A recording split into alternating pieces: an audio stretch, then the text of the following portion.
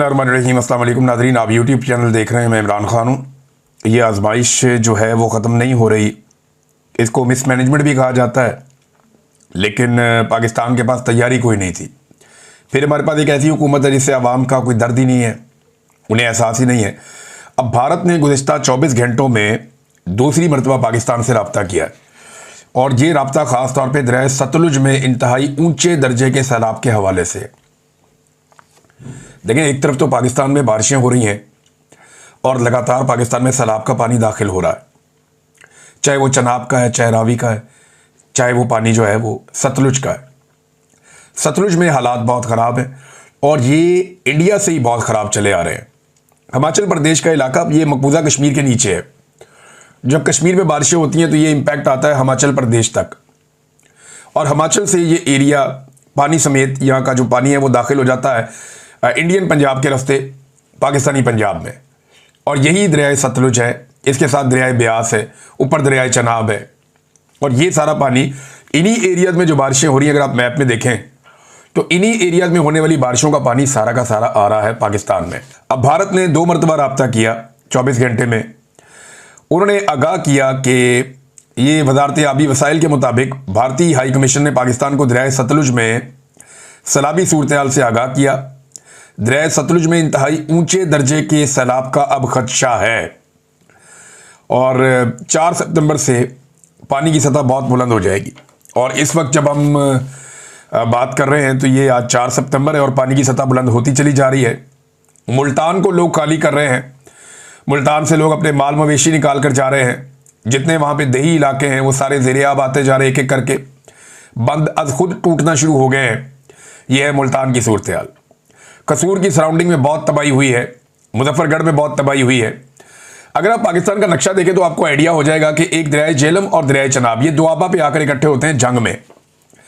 यहां से आगे काफी तबाही है, और उसके बाद ये नीचे की तरफ बढ़ते हैं मुजफ्फरगढ़ वाली साइड पे, और फिर ये रहीम यार खान के मुकाम पे दरिया सिंध के साथ जुड़ जाते हैं। फिर ये सारा पानी सिंध में दाखिल हो जाता है।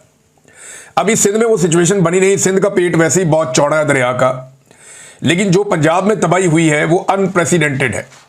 यानी 88 के सैलाब में बहुत पानी आया था, बहुत तबाही हुई थी, उसके बाद जो है वो ये वाली तबाही है।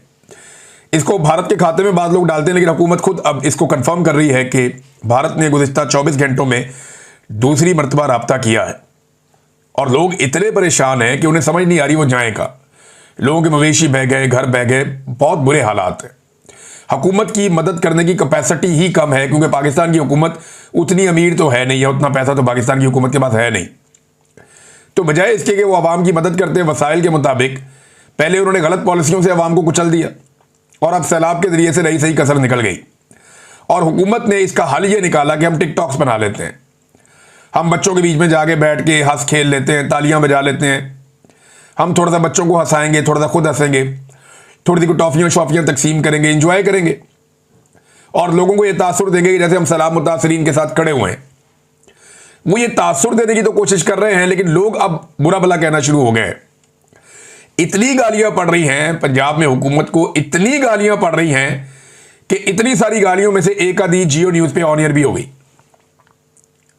यानी गालियों की मिकदार इतनी ज्यादा है, इतना ज्यादा फ्लो आ रहा है गालियों का, कि एक आधी गाली जो है वो टीवी चैनल पे भी ऑन एयर हो गई।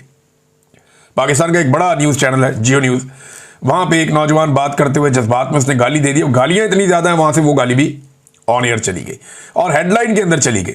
अंदाजा करें आप। ये नाज़रीन इनकी सूरत हाल है, और बहुत ज्यादा लोगों को इन्होंने पीस के रख दिया, लोगों की बात ही नहीं सुन रहे। जो असल सैलाब मुतासरीन है उनके करीब भी नहीं जा रहे, जो बात कर सकता है बंदा उसके करीब फटक भी नहीं रहे। हत्ता कि जो PMLN की क़यादत है या उनके MNAs MPs हैं वो भी नहीं जा पा रहे। वो जाते हैं तो लोगों के साथ लड़ाई हो जाती है उनकी, लोग उन्हें गालियां देते हैं, वो लोगों को गालियां देते हैं। कल वो एक रमदे साहब है, उनके साथ वो गालम गलोच अंधाधुंध चल रही थी वहां पे, पब्लिक और वो साबिक MNA या पता नहीं मौजूदा है, वो लड़ रहे थे। PMLN का बंदा है, एक मरियम नवाज का पसंदीदा MPA है जो पहले PTI था, वहां से फिर वो शमूलियत कर गया PMLN के अंदर। वो सामने खड़ी खातून फरियाद कर रही है और वो अपने पूरे जिस्म के ऊपर जो है वो परफ्यूम लगा रहा है। समझ से बाहर है, ये लोगों को बिल्कुल इंसानियत है ही नहीं, इन्हें समझ ही नहीं है। यानी ये उनको तासुर दे रहा है कि तुम्हारे अंदर से मुझे स्मेल आ रही है, तो मैं अपने ऊपर जो है परफ्यूम छिड़क रहा हूं, जो भी है पता नहीं उसका क्या बयानिया वो देगा। अभी तक तो सोच ही रहा होगा कि मैंने इससे निकलना कैसे और बयानिया क्या बनाना है। तो अब लोग इतने तंग आ गए हैं कि लोग अपने मोबाइल फोन से इनको एक्सपोज करना शुरू हो गए। ये एक वीडियो है मेरे पास, यहां मैं देख रहा था कि वहां पे लोग खड़े होकर इनके मुंह पे रेस्क्यू वालों के बता रहे हैं कि अब ये सारे के सारे हमें रेस्क्यू करने की बजाय ये लग गए हैं टिकटॉक्स के ऊपर। लोगों ने इनके मुंह पे खड़े होकर बताया कि जी यहां से कश्ती के अंदर 4 बंदे बिठाते हैं, ये 2 एकड़ दूर लेके जाते हैं, वहां से पानी के बीच में वीडियो बनाते हैं और निकाल के वापस ले आते हैं और वीडियो पीछे व्हाट्सएप कर देते हैं। ये आज लोगों ने वीडियो भेजी है और वो कश्ती के अंदर बैठे हुए लोग उनके साथ ये बात करके सोशल मीडिया पे वायरल, आप देख सकते हैं जाके। लोगों को बिठाते हैं, 4 लोगों को पानी के अंदर पहले लेकर जाते हैं, वहां से वीडियोस बनाते हैं, वापस आ जाते हैं। वो बाबा जी है, वो 3 दफा रेस्क्यू हो गए, अब उनकी वो चौथी वीडियो ना निकला है।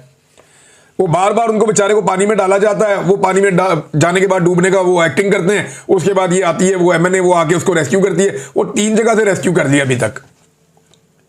बार बार इस तरह की जालसाजी ये कर रहे हैं। हुकूमत जालसाजी के साथ बनी है तो ये सारे काम फिर जालसाजी के साथ ही होंगे। जालसाजी की हुकूमत जो है वो जालसाजी वाला काम ही करेगी ना, जाली टिकटॉक्स बनाएंगे। अब उन हुकूमत को खुश रखने के लिए इदारे भी इसी काम पे लग गए बदकिस्मती से। मरियम नवाज ने चूंग का दौरा किया है, ये लाहौर का इलाका है चूंग का, यहां बहुत तबाही आई है।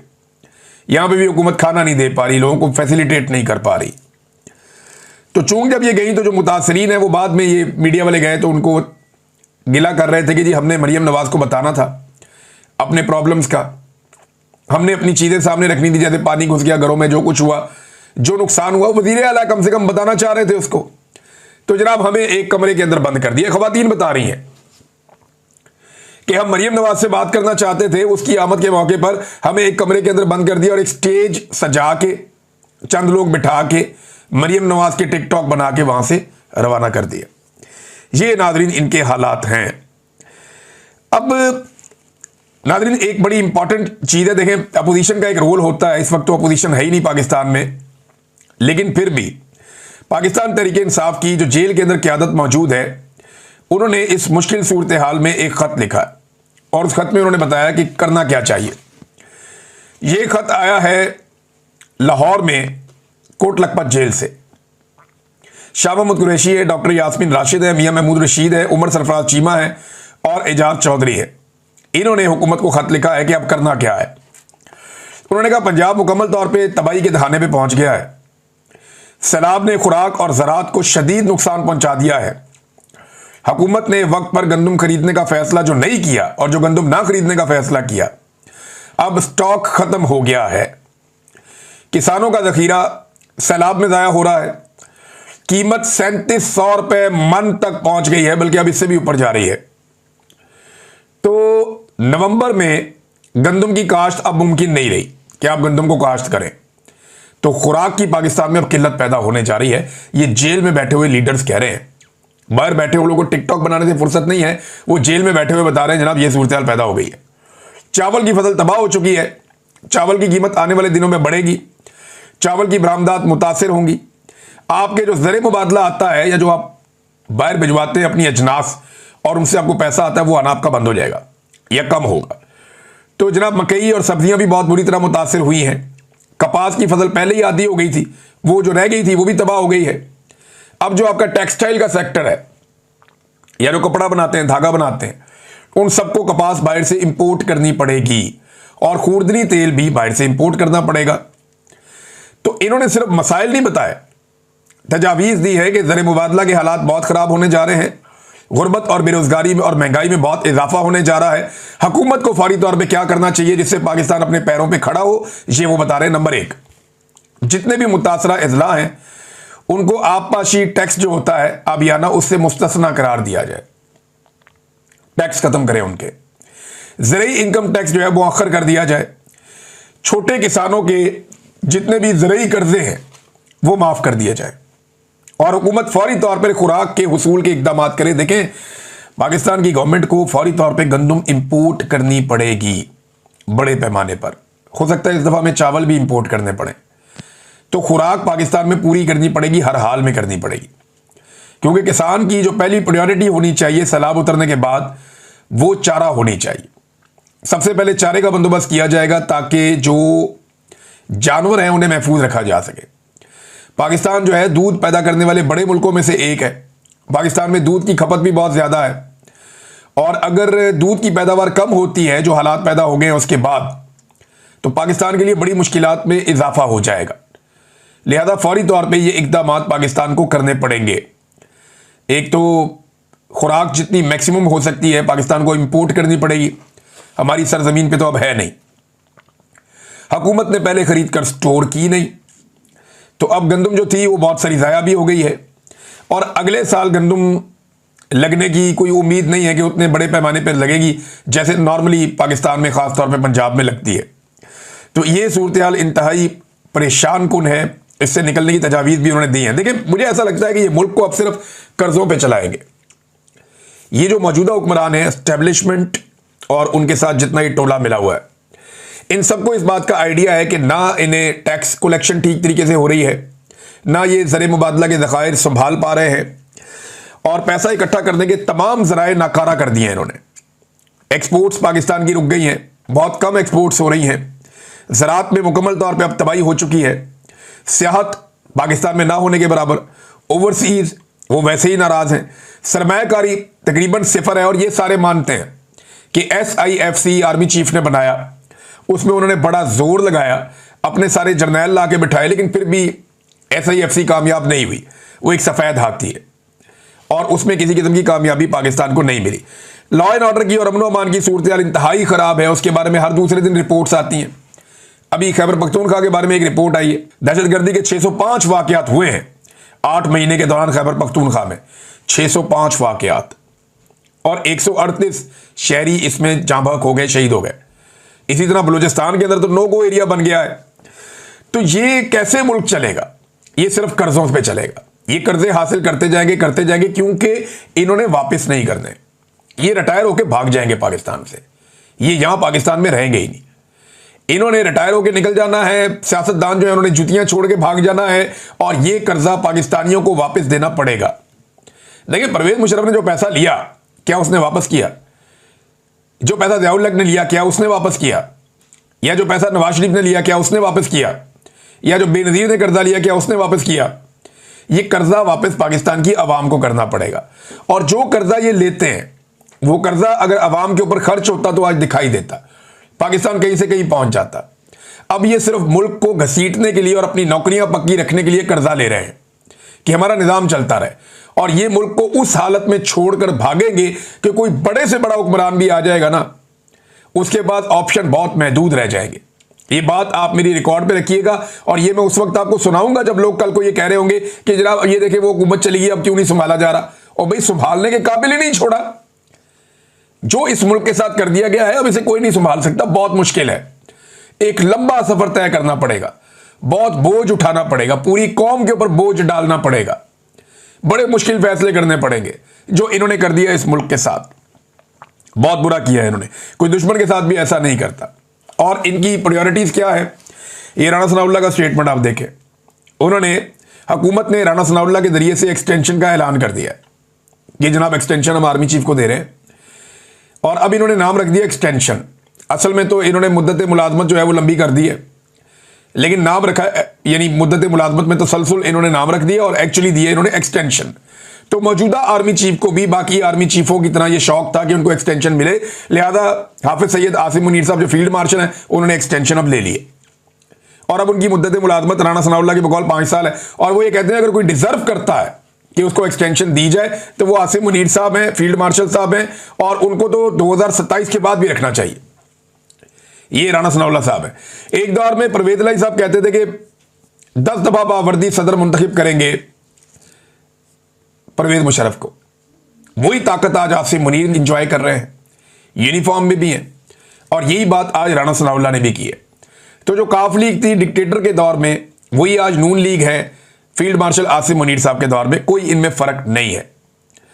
लेकिन जैसे ही ये इत्मीनान हो गया एस्टेब्लिशमेंट को, तो साथ ही पता चला कि जी तोशाखाना 2 की तारीख का ऐलान हो गया। अब कल सुबह 10 बजे समात रखी है। अब देखते हैं रात के कैंसिल होती है या चलती रहती है। और यह भी देखना पड़ेगा कि ख़ानदान के अफराद को, वकला को, सहाफ़ियों को अंदर जाने की इजाज़त मिलती है या नहीं मिलती। बहरहाल तोशाखाना 2 का जो केस है वो लंबे अरसे के बाद एक मरतबा फिर लगाया गया अडियाला जेल में। देखना ये कि इमरान खान साहब क्या बात करते हैं। इमरान खान पे इन्होंने जो भी इल्जाम लगाए ना, ये सारे अपनी जुबानों से इकरार भी कर रहे हैं और अपने हाथों से वो सारे काम भी कर रहे हैं।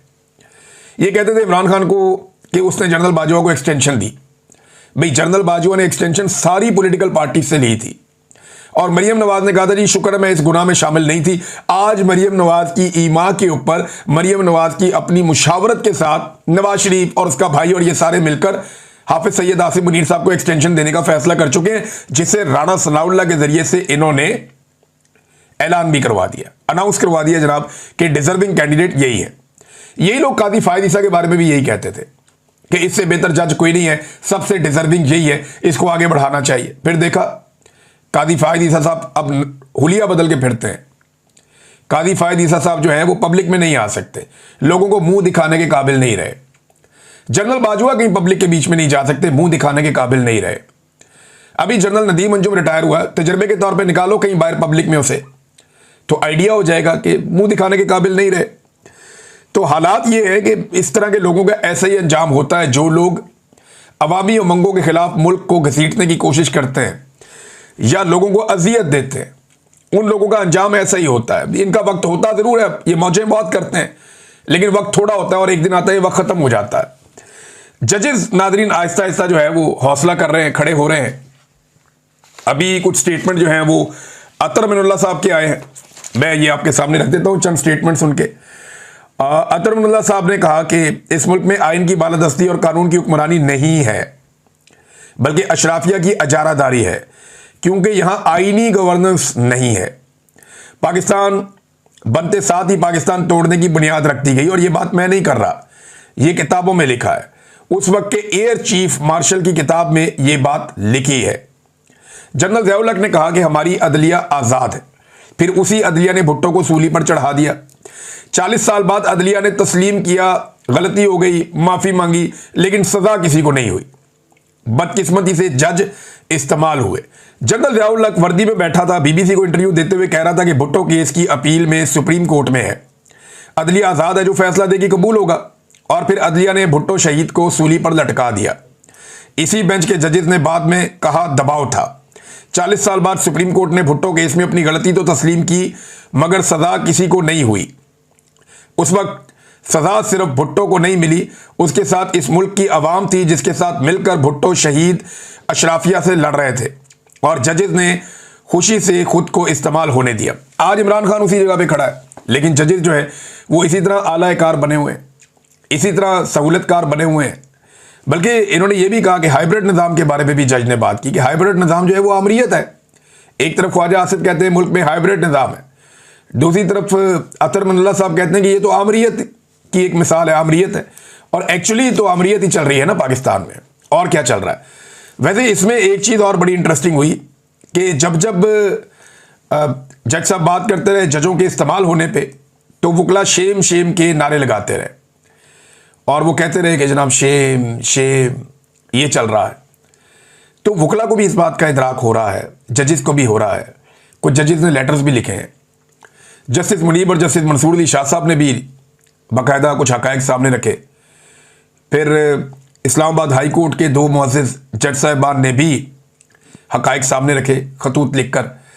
तो जजेस को इस बात का इदराक है कि पाकिस्तान में अदलिया बहुत बुरी तरह कंप्रोमाइज़ हो गई है और इस तरह मुल्क चल रहा नहीं है। देखिए सारे के सारे तबकात ही बहुत परेशान हैं, चाहे इदारे हों, चाहे सिक्योरिटी इदारे हों, चाहे ब्यूरोक्रेसी हो, पूरा का पूरा निज़ाम परेशान है और हैरान है कि ये मुल्क के साथ कर क्या दिया गया है, और इस तरह ये मुल्क चल नहीं सकता। अवाम के अंदर भी एक कैफियत है, बहुत परेशान है वो भी। तो सबको आइडिया है कि इसको धक्का देना पड़ेगा, निज़ाम के इस हिस्से को, इस नासूर को हटाना पड़ेगा। अब पहल कौन करता है इस बारे में कुछ कहा नहीं जा सकता। वकला ज़रा बोल्ड होते हैं, उनसे ज़्यादा तवक्को रखी जाती है, इसलिए इमरान खान साहब भी बार बार वकला का नाम लेते हैं कि वकला करेंगे। लेकिन फिलहाल पाकिस्तान का हर तबका भरा बैठा है। देखना यह कि शुरुआत कहाँ से होती है और पहला कदम कौन उठाता है। बहरहाल जजेस के अंदर काफ़ी रिएक्शन है, परेशानी है, लेकिन जजेस ही कंप्रोमाइज़ हैं। इन्हीं के साथी जो है वो दूसरी तरफ एस्टेब्लिशमेंट के आलाकार भी बने हुए हैं, इसमें कोई दो राय नहीं है। नाज़रीन अच्छी खबर आज ये है, हलीमा खानम के जो बेटे हैं वो रिहा हो गए, दोनों को जमानत मिल गई है। बड़े बेटे को भी मिल गई जो बिल्कुल ही बेगुनाह था, दूसरे को भी मिल गई और दोनों को जमानत मिली गई 27 महीने के बाद। ये कौन सा तरीका है भैया? आपने बंदे पकड़ के गिरफ्तार कर लिए, बंदे इधर ही थे।